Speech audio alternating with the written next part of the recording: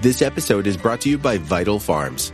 Isn't it bullshit to have to question where your food comes from? At Vital Farms, you can trace your pasture-raised eggs all the way back to the source, the pasture. On the side of each pasture-raised carton of eggs, you'll find the name of the farm where your eggs were laid. And when you look the farm up on their website, you'll get a peek at all the sunshine, fresh air, and open space the hens enjoy. Learn more and find out where to buy them at vitalfarms.com. Vital Farms, keeping it bullshit-free.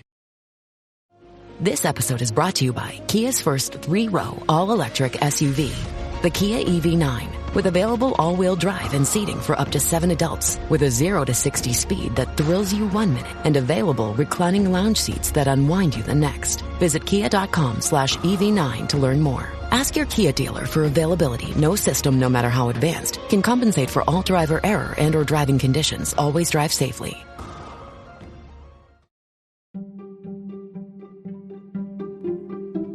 Welcome to the HCI family of podcasts. We're your source for personal, professional, and organizational growth and development.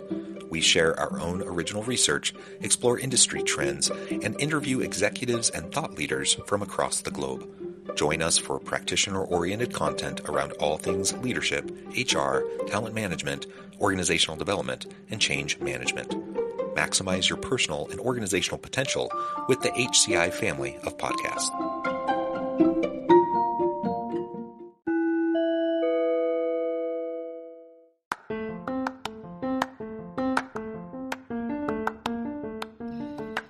Welcome to the podcast. In this podcast episode, I talk with Ryan Niddel about why it is important to create internal systems that scale.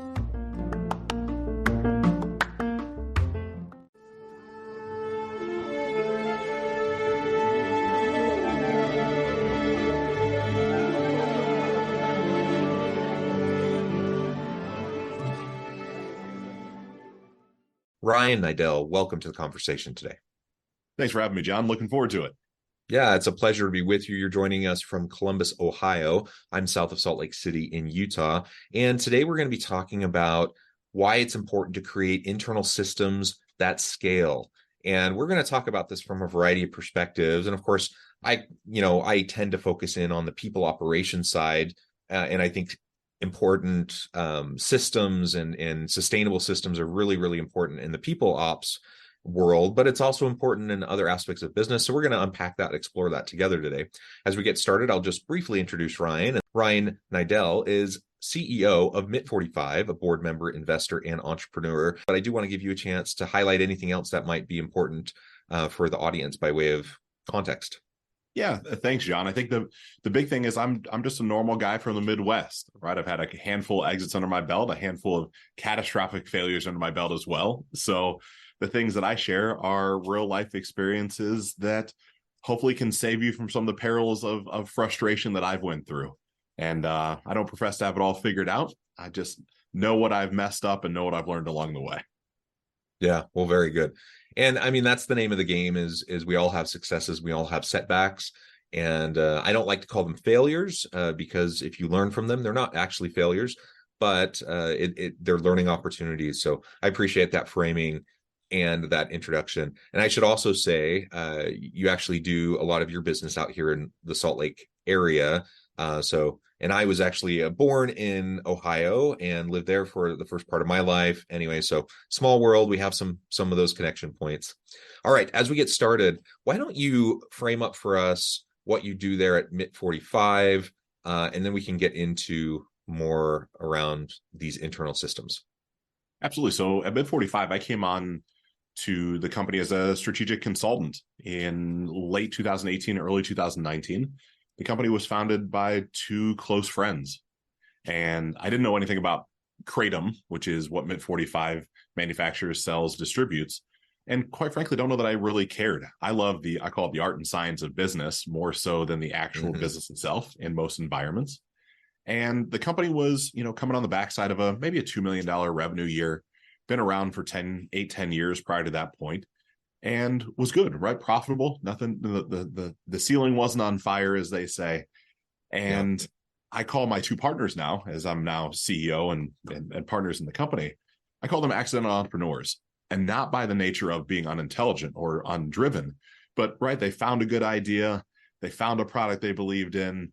They did, to me, what all brilliant founders do. They rally people around this mission, vision, value. They bring their family, their closest friends, and right, everybody's just throwing spaghetti at the wall and seeing what sticks. And it's great, right? Those things are incredibly impactful, and it's a great way to get business off the ground, especially self-funded, as they both did. And then someone like me comes in and says, oh gosh, we're probably to a point that having some level of systems and processes and structure might help us have more of a scaffolding to scale from, instead of, my best friend's sister's brother happened to need a job, and so he's running our fulfillment. And it's, well, what sort of skill set does that individual have? Well, he's here. That's the skill set. He's here, and he's focused. And I say it with so much respect, because I've seen it over and over and over again, and I have been guilty of doing the same. So it's by no means casting dispersions on my two very close friends. But what I've been able to do is come in and, with some level of hard work, dedication, pig-headed discipline and determination, as Chet Holmes would say, right? Just keep pushing through different thoughts around, really, I call it basic business systems, where, right, we started by just mapping out the cash conversion cycle, right? Mm-hmm. An unsexy thing to consider. It's just from the time you place an order for your raw materials to the time you turn it into cash, who has to touch all of that? How many different places does it have a breakage point at? What are the constraints that are associated with it? And just that one simple exercise helped the company more than double by freeing up a lot of free cash flow, right? Just something simple. And again, this is always, to me, the funny part, because this is the unsexy stuff that I don't know if it gets spoken about all that much. Everybody wants to talk about ads and scaling sales. And it's like, well, to me, you can generate more sales, but if the rest of the ecosystem isn't built to support those sales, right, you're just digging a deeper hole that you have to figure out how to get out of later. And so we started with some of those processes. And then I keep referring to on different conversations, I look at most businesses, it's three specific factors. It's your people, it's your processes, and your technology. And any one of those might be the linchpin for the next season, right? So we started with processes, and those processes then said, gosh, it made some of our current staff at that point uncomfortable, right? It was, this is a whole new way of doing business. I don't like this. I'm going to opt off of the team at this point, which led us to finding, new talent to come in that had their own ideas of processes and their own technology. And this flywheel then just kept spinning and spinning, where, fast forward to the punchline now. And when I came around, we had 22 or 24 employees, one nice rooftop in South Salt Lake, right? Just a simple business with a simple manufacturing process. Now we're 5 rooftops, including the Columbus office I sit in. We're about 110 employees, and we're bumping up towards 100 million in revenue mark since 2019. So there's a lot of learnings that have happened between then and now, and right at anything from the cash conversion cycle to now, a lot of our growth strategy is based off of strategic acquisitions of market share, of competitors, of manufacturing space, which led us to give or take your hometown of Orem and American Fork, of buying into great manufacturing facilities that I think quite often it's easier to buy than it is to build, right? You buy an established business that has the people and the process and technologies already in place. As long as the cash flow backs out, it was a lot quicker way for us to meet our manufacturing requirements. Yeah. So if I am getting the numbers correct, pre-2019, it was about a 2 million revenue company. Now it's about 100 million 4 years later. That's a little bit of growth during that 4-year period. That's a lot to handle. And yeah, I mean, you're right. As you were laying out, what we often see in new entrepreneurial endeavors, you have either an individual, a solopreneur, or maybe a small team of people, in this case, a partnership. Great idea. It starts to take off. You're rallying people around you. All of that's really great for that initial startup. But eventually, especially as you start to grow and scale, you got to put in place a scaffolding, as you said. I think that's a really great description. There has to be systems in place and a scaffolding in place to support the growth. So I've seen many times where organizations are trying to scale rapidly, and it's really a house of cards. There's no internal support structures. And so all it takes is a stiff wind to blow the whole thing down. And that's not what anyone wants either. Like, everyone wants growth, right? That growth is great, but if you don't do it the right way, then it's really a facade, and really things could crumble so quickly. Well, absolutely, they certainly can. And I'll say, as we look at MIP 45 and kind of go back in a series of time, as I said, I had a pretty, I'll call it, for many people, might have been a catastrophic setback. Of I had sold a web hosting company and went out, started my own company, and I was, rapid growth, pedal to the floor, no scaffolding, no systems, and look up after 18 months and I'm, shutting down the company, multiple six figures to have the company be folded up, and I'm essentially, I'll say, flat broke, right? I mean, rental properties in foreclosure, cars repossessed, like actually broke, not a little kind of broke. And I share all that because that gave me the awareness now of being able to come into a business like MIP 45 and see things slightly differently than the founders. And again, our company has been able to grow to this size because of the caliber of individuals, right? The people processes side of things has been the most pivotal part, but simultaneously saying it's a challenge because every 12 months the company is doubling in size. Right. It's philosophically a different business every 12 months. So you have the individual coming in that's got a great skill set, tons of passion, and not only they execute on their job, but in order to keep up, they'd have to be learning the entire next set of skills they would need. And that can get taxing, right? I'll say our company is at times emotionally draining because of the speed. And it's not any one thing. Oftentimes I get that question, what's the one thing that you did? There isn't one thing. It was different processes, then a different set of people, then tech, then cleaning up the marketplace, then analyzing pricing, then COVID hits, and we're actually inversely related to the economy, kind of how our product fits. So when COVID came, we happen to have great supply chain dialed in. We had a lot of inventory on shelf, so we saw no interruption, where a lot of our competitors saw tons of interruption in for being able to provide their products. And so we swallowed up market share there, right? It's this beautifully orchestrated, completely accidental way that we've, went from X to X times 20, X times 50. It's every season's a new time to learn, a new experience for us. Yeah. And on the HR and the people ops side, you mentioned the challenge of scaling. Now, obviously, your first example was actually a cash flow example. That's really important to keep in mind. And there's all these different systems in place for an organization to be successful as it scales. But, as you're scaling and you're growing from a few people to now you have over 100 employees in a relatively short period of time, you're going from 0 to 60, right? Over the course of a few years. You probably had no sort of internal HR systems or processes, no policies, practices, procedures really that were in any way formalized. And so then you're trying to build the plane while you're flying it, while flying it super fast, right? Because you're growing. And that's really hard. And you mentioned too, just the turnover in people. Sometimes the startup team is great for that phase, but it's not the right team to move you forward into scaling. And that can be a really hard thing, especially like you said, if there's friends and family involved. Those can be really, really hard decisions. But over time, you might need different skill sets. You need people who have different mindsets.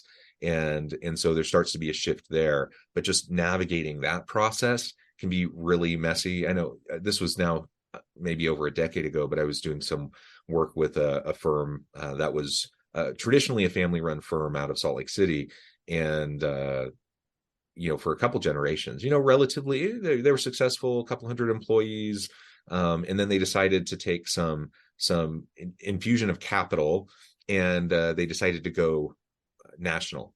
And over the course of a few years, they grew from a couple hundred employees to a couple thousand employees, from a handful of locations to hundreds of locations across the country. And I mean, you can imagine the amount of strain that kind of growth and scaling has on the people involved. And obviously some people just choose to leave in that circumstance. Other people try to navigate it and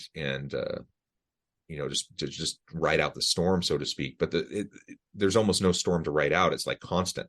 And so when you were saying, it's emotionally taxing, it is, because, there's change fatigue. People, we're human animals that like some level of at least faux certainty, or feeling like we have things figured out. And when things are constantly developing, constantly changing, we're constantly being asked to learn new things and to reskill and to upskill and prepare for a new future. That is hard for probably most people. And can you speak more to like how you've helped support people in your team as you've grown? And yeah, obviously you've added new people, you probably replaced some people, but you probably have a lot of the same people that have continued. And how do you support them as they're growing with the business?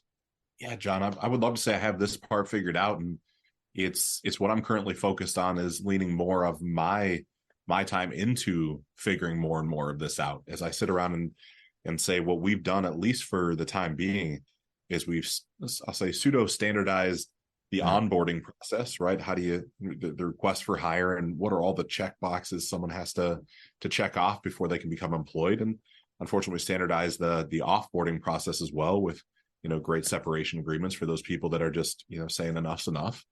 But in that in between of how do you actually pour in, for me, it's become, I'll say, a hyper transparent organization where I'm not doing monthly recaps that are, I can call them all hands, but it's really, Loom videos because of the different locations. And I don't need to stop everybody, but I think when they have a clear sense of where we're going, why we're going there, what are some of the things that are coming around the corner, it certainly takes time for people to understand, at least in our organization, that I'm seeing things that are 12, 18, 24 months ahead. And so it's this nice back and forth, a yin and yang, a little bit of discussing, look, at some point in the near future, we'll all be under one roof, and one roof will be 120,000 square feet. And some of the issues we have of multiple locations might in fact go away.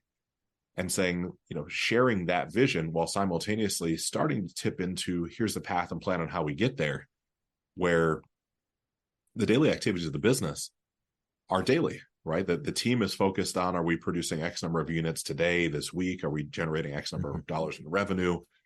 And it's that back and forth of, yes, we have to do these things. And yes, I'm also focused on something that's further down the road. And having just, I'll say, consistency, right? Bring EOS into our company was a big help. But now we're I don't say we're almost scaling past that, because I think that's a little bit of a challenging way to say it. But I see some things that for our particular situation, we like pieces and parts of the EOS system, that entrepreneurial operating system by Gino Wickman. And then we like pieces and parts of the OKR system. And there's some back and forth and some brilliant pieces that I think there's a lot of, I call them breadcrumbs, that are laying around that we can pick up to get us to that next season. Because we're one of the things I'm consistently reminding our team of as well, while this is uncharted territory for us, it's not uncharted territory for business, right? There are businesses that have went through this time and time and time again, and we get to learn from them and bring those lessons back and bring those people back and bring those trainings back, so that hopefully it's giving people that level of stability. And as well, John, we do some things that I think hopefully, I'll say, set us apart, where I think it becomes paramount for us to really show that we care about our employees, and what that care means to me, right, is the things that they might worry about, they don't have to worry about. Like we provide healthy meals for our employees, 2 to 3 meals a day if they want them, that are healthy, nutritious, give or take organic. We offer full not only health insurance benefits, not only for our staff, but for their extended family as well, with nothing out of pocket for them. Right? So deductibles are paid for. We have gym reimbursements. Like, we go really far into the fact of saying, look, I'm acknowledging that this is challenging. I'm not blind to the fact that this is exhausting, but here's a bunch of resources, whether it's psychiatrists, psychologists, external members that you can tap into that we know nothing about, right? I certainly don't have any idea what's shared on those calls, but they're all there to support people saying, like, I'm really frustrated. Like, this is tiresome. It's as soon as I figure my job out, my job is changing, and I don't like that. And it's just consistent communication to me, realizing we're all human, right?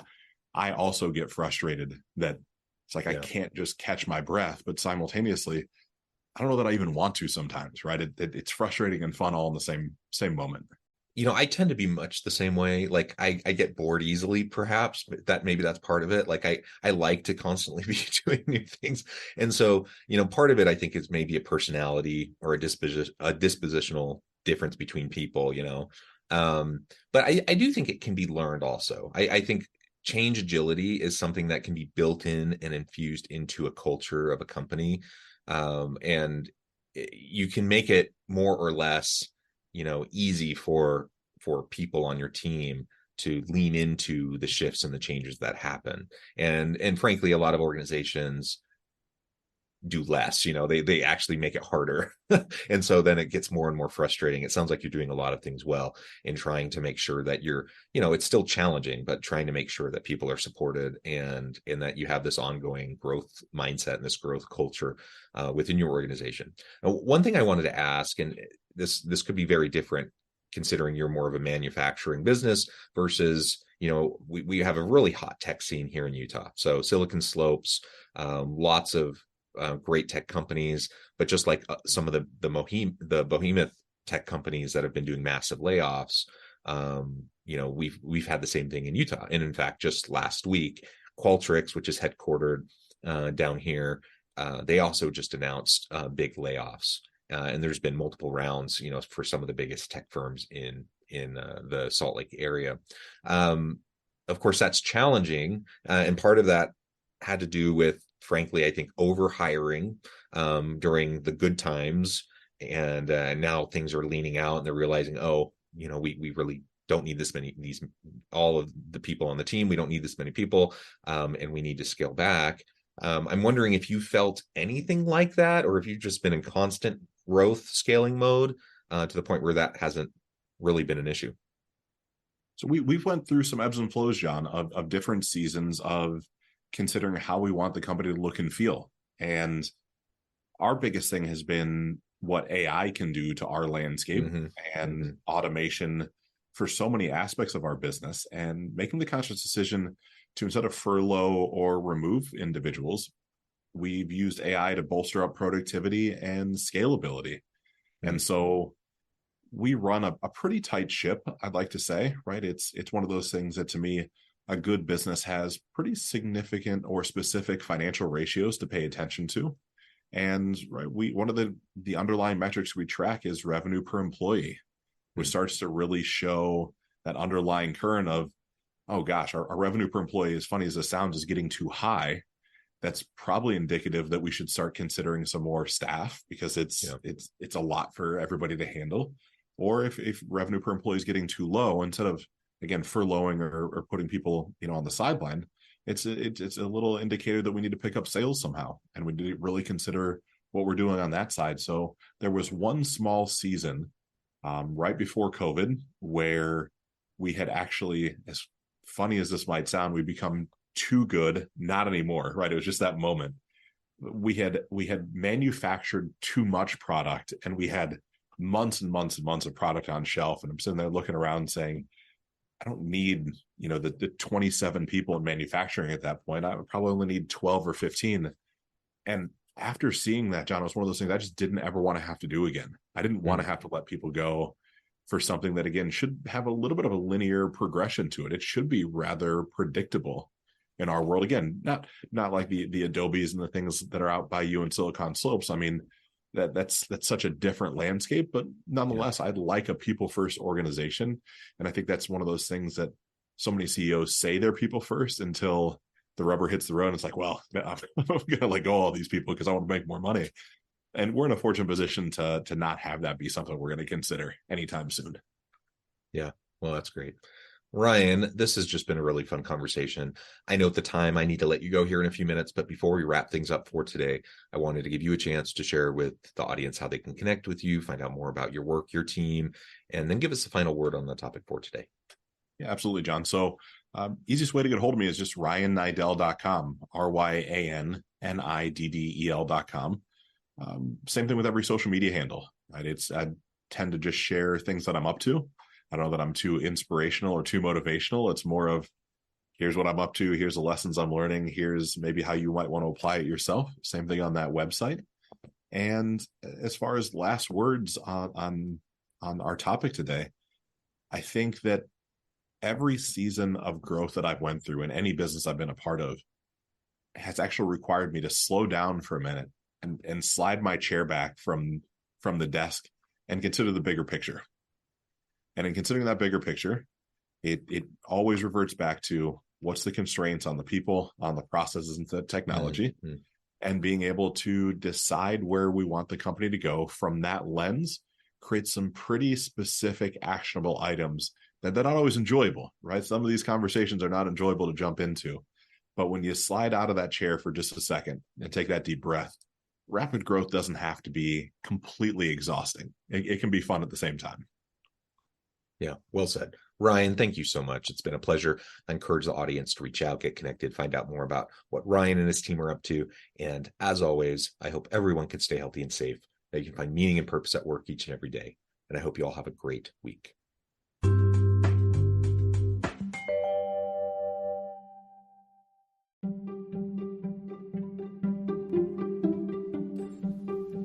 Thanks for joining us for this episode of the podcast. We hope you stay healthy and safe, and please join us again soon.